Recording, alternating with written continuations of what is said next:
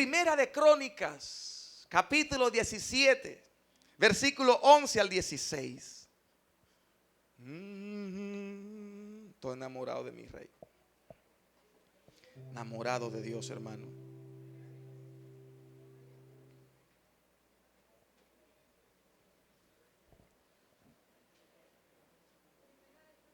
Primera de Crónicas, capítulo 17. Primera de Crónicas, capítulo 17, versículo 11 hasta el 16.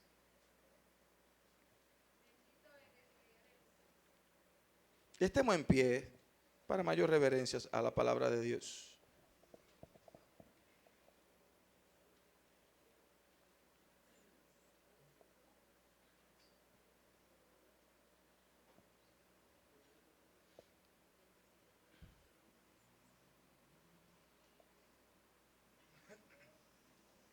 Y leemos en el nombre del Padre, del Hijo y del Espíritu Santo.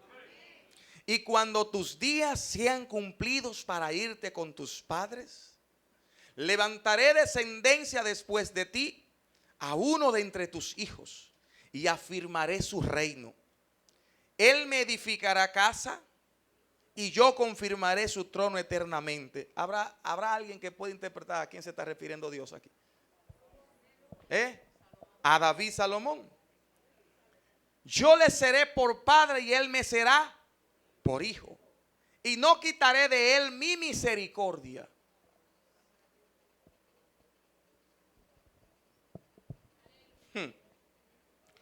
Como la quité de aquel que fue antes de ti. ¿A quién se refiere ahí? A Saúl. Sino que lo confirmaré en mi casa y en mi reino eternamente.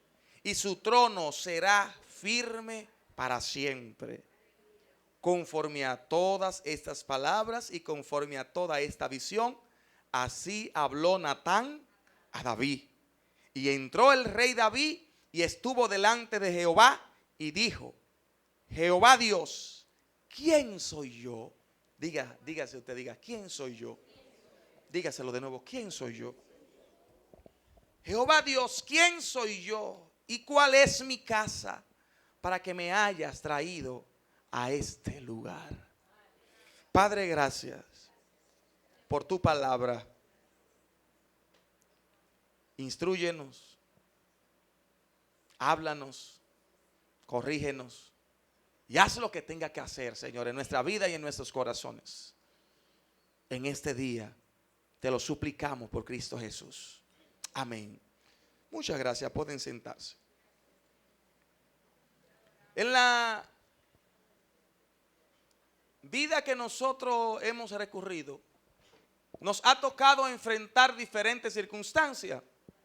Y algunas veces en medio de esa circunstancia, aún nosotros sabiendo que la gracia de Dios basta. ¿Alguien sabe que la gracia de Dios es suficiente? Nosotros como que queremos que Dios haga algo sobrenatural en el momento. Y muchas veces no entendemos la voluntad del Señor. Pero sí conocemos. Pero nos hace falta como un poquito más de aliento de parte de Dios para seguir hacia adelante. El salmista David había pasado por un trance en su vida. Su propio hijo se sublevó contra él. Su casa fue totalmente un desastre. Algunas veces cuando la gente me dice yo quiero ser como David, yo le pregunto ¿como cuál?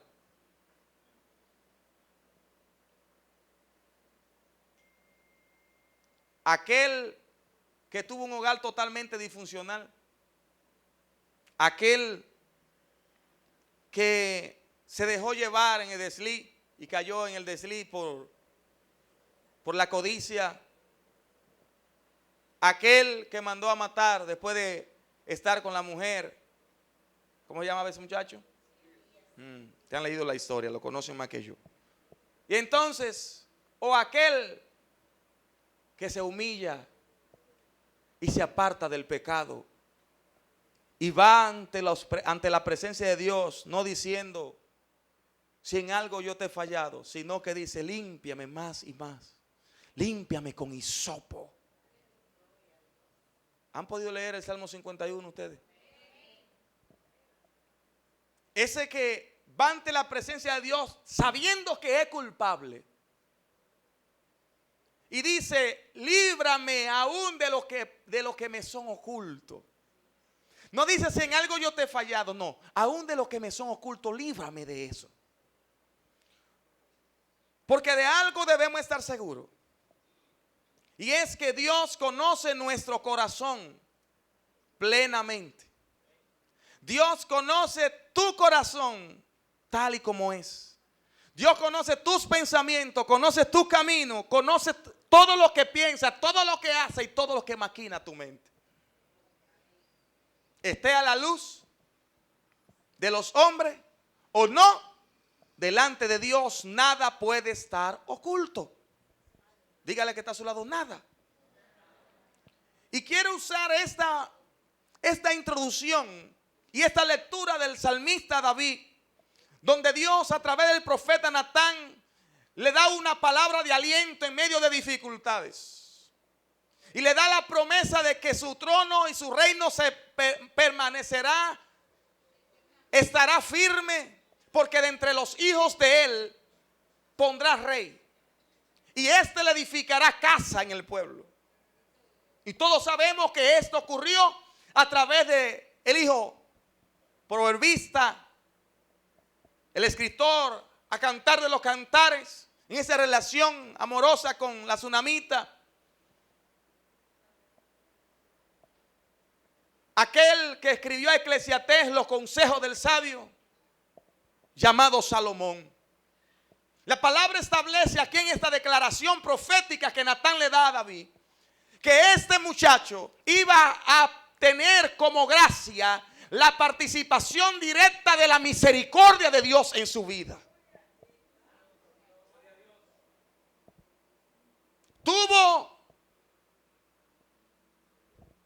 Anduvo, hizo y otras cuantas cosas más, pero se volvió a Dios. Hoy yo quiero hablarle basado en el tema que lo tomé precisamente de una canción porque quiero narrar esa historia. Sublime gracia.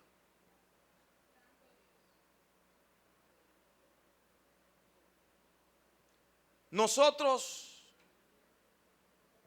no somos merecedores de la gracia de Dios. Nadie es merecedor de ella. La palabra gracia lo que significa es regalo, don, favor inmerecido. Y esto me acuerda la historia entonces que en una ocasión hice, que decía de aquella mujer que pedía misericordia, que pedía que le libraran a su hijo porque su hijo era culpable de un asesinato, y en el pueblo donde estaba era un pueblo donde tenía que ir automáticamente a decapitarlo públicamente o a la horca. Y ella pedía cada día al rey que hiciera, que por favor que le libertara a su hijo, que era su único hijo. Y el rey le dijo: mujer, es que tú sabes que tu hijo es culpable. ¿Cómo puedes tú pedirme que liberte a tu hijo? Tengo que hacer justicia.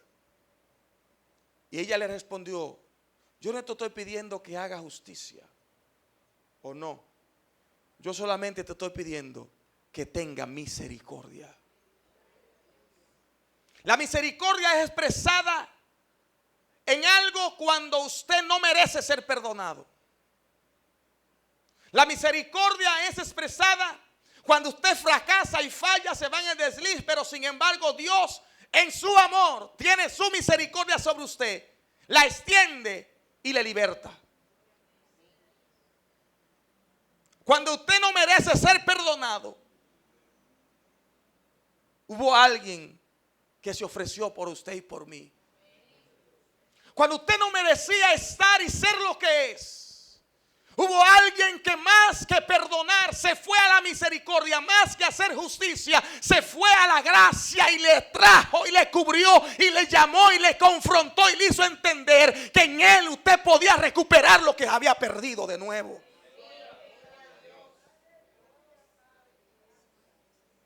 Por tanto, ¿por qué hacernos sabios en nuestra propia opinión? ¿Por qué creer que lo sabemos todo? ¿Por qué granjear tanto el mundo? ¿Por qué hacer tantos malabares si sabemos que lo que somos, nosotros lo somos por la gracia de Dios? Cuando nos miramos delante del Señor, nosotros no somos nadie para compararnos ante su presencia, mis hijos. Cuando nos miramos delante del Señor, somos trapo de inmundicia delante de Él. Eso era lo que nosotros éramos. Pero cuando vamos delante de Él, Él no nos mira con una mano justiciera para señalarnos por el pasado, para señalarnos por las cosas malas, ni por los deslices que hemos tenido. Él nos mira con misericordia y como Padre amoroso, lleno de gracia, nos abre sus brazos y nos dice: ese es mi hijo que se había perdido y ha regresado hoy a casa.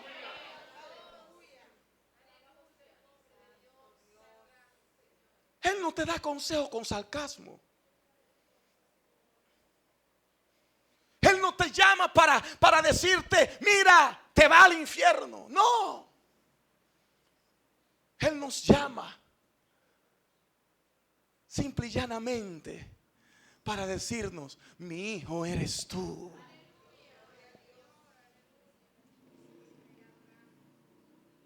La verdad es que nosotros tenemos que aprender a sensibilizar nuestros corazones y no a guiar nuestras decisiones y nuestras emociones en base a lo que nosotros mismos queremos hacer. Porque es verdad que la Biblia dice que de modo que si alguno está en Cristo, nueva criatura es. Las cosas viejas pasaron y aquí todas son hechas nuevas. Pero yo quiero que me entiendan ustedes lo que está diciendo este versículo. No es que tú eres nueva criatura por serlo. Es que si tú estás en Cristo, y el que está en Cristo no se fía en su propia prudencia.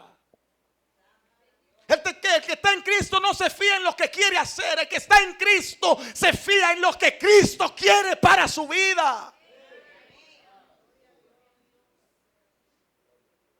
Pero perdemos la sensibilidad cuando dejamos de ir ante la presencia de que Él doblegue el corazón.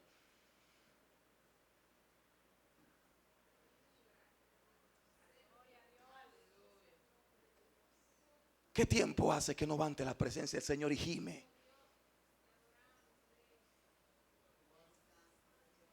¿Qué tiempo tiene que no habla con Él? ¿Qué tiempo tiene que nada más es queja y queja, queja y queja y no lo deja que Él hable ante ti? ¿Qué tiempo tiene que no coge la palabra y la escudriña y mira que Él fue quien te salvó? Y si tú estás en Él, eres nueva criatura, pero no porque tú quieres, sino porque al tomar la decisión de venir a Él, su gracia te cubrió y te dio lo que no merecía.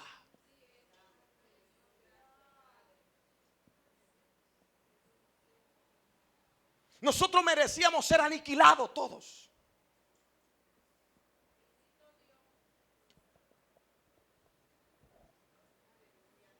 Me acuerdo un día que iba subiendo una escalera y me di ese cacazo con una columna de los escalones arriba. Y aleluya. Y dice uno que está detrás de mí: aleluya. Déjeme decirlo a mí. Y dijo como 80 pies ahí. ¿Qué es lo que aleluya? Yo voy a decir aleluya, dame un cacazo así.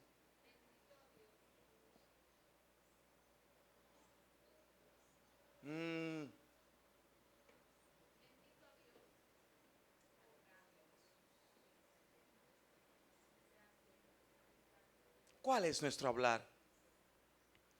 ¿Cuál es nuestro pensar? ¿Hemos nosotros realmente entendido lo que es blasfemar contra el Espíritu Santo?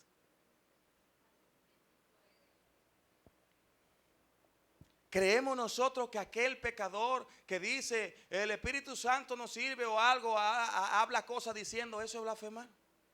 No. La blasfemia no es más que el pecado deliberado. Y el pecado deliberado es aun cuando yo sé lo que hace hacer y no lo hago. ¿Y sabe lo que dice la Biblia? Ay. Vamos a ver si alguien se sabe el versículo. Ay de mí si yo sé hacer lo bueno y sé lo que debo hacer y no lo hago. Y es verdad que hay momentos que yo siento hacer lo bueno. El apóstol Pablo lo dijo. Mira, Señor, es lo que yo siento hacer, lo que mi carne quiere hacer. Eso no hago, y lo que no debo, lo que no quiero hacer, entonces eso hago, y lo hago por amor a Dios, porque Él me salvó, no porque es lo que yo quiero ni lo que siento hacer, es porque sé que Él vive en mí como Él vive en mí. Ahora de lo que yo vivo, de lo que está en mí, es de lo que hablo.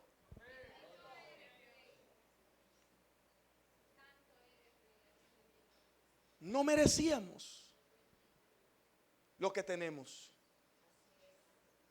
Y ese pecado deliberado entonces es cuando yo no le doy el valor de transformación, el lugar de transformación, la obra reformadora en nuestro ser que hace el Espíritu Santo, haciendo lo que yo quiero hacer. Diga sublime gracia.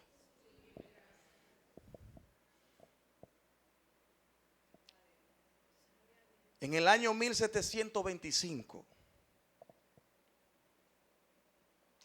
márcame eso.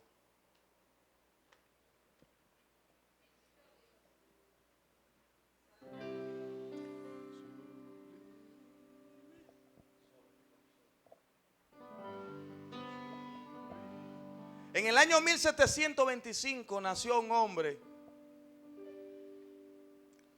que su padre era capitán de un barco que viajaba desde Inglaterra a los Estados Unidos de América.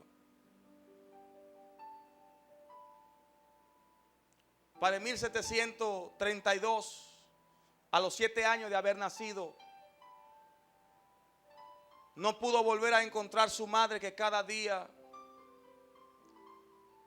desde pequeño, le leía la palabra y le instruía en la Biblia.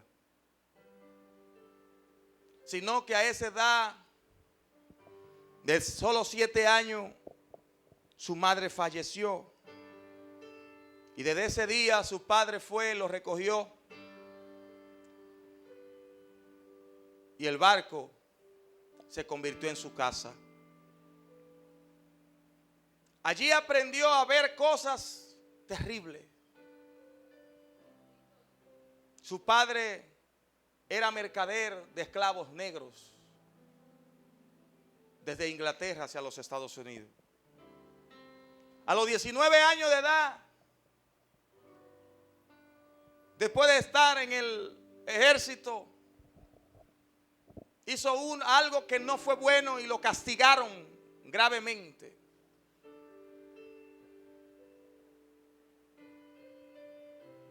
Más tarde comenzó a trabajar también como capitán de barco. Y comenzó a hacerse famoso por tan rápidas travesías que hacía.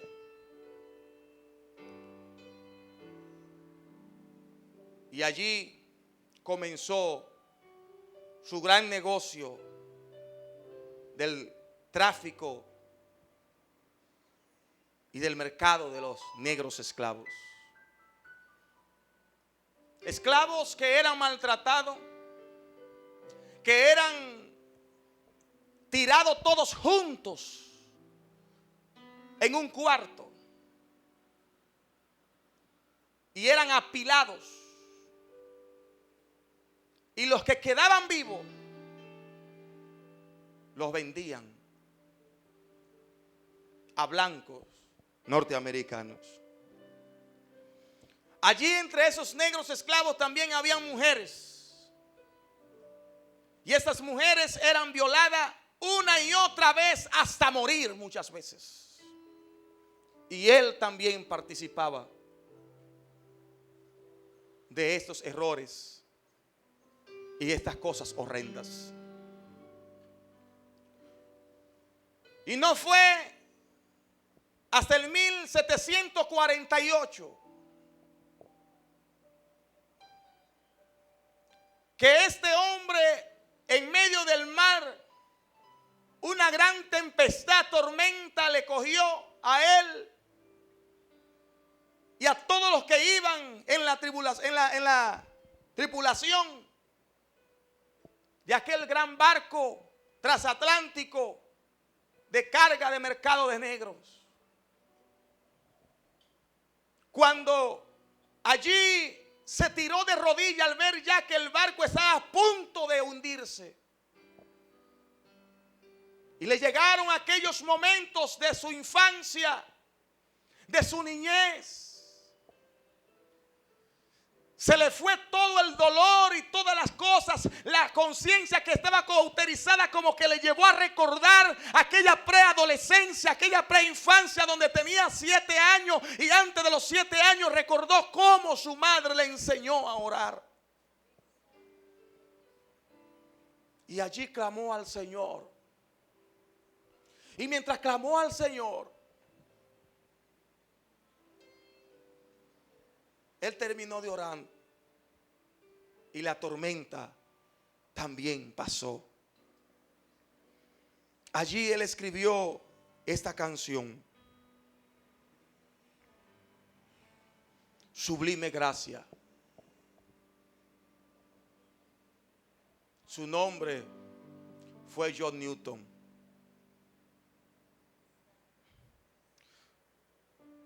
Sublime gracia del Señor, que a mí pecador salvó.